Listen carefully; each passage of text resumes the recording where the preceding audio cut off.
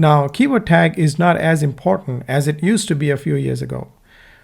People have misused it by adding or stuffing it with 20, 30, up to 50 keywords. For example, if you are a plumber, let's say, or if you provide plumbing services, businesses would add in keyword tag, they would add search phrases like local plumber, best plumber, expert plumber, plumber near you, 24/7 plumber, which is not the way how it works. And so Google finally decided not to take keyword tag into consideration.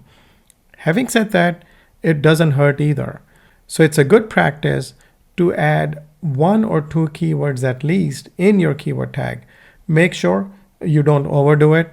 Make sure you don't add the same keyword on 10 different pages. You want to make sure it's done in a responsible way where you're not stuffing 30 search phrases, 30 keywords into one landing page. The most important thing is to keep in mind when you select your page for a meta keyword, you want to make sure it accurately reflects the content of your pages.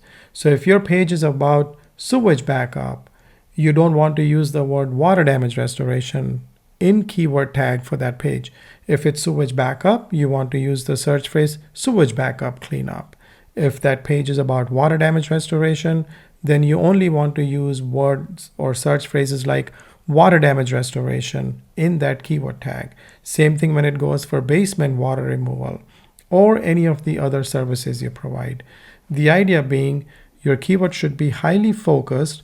It should absolutely be similar or same to what the content is on your landing page.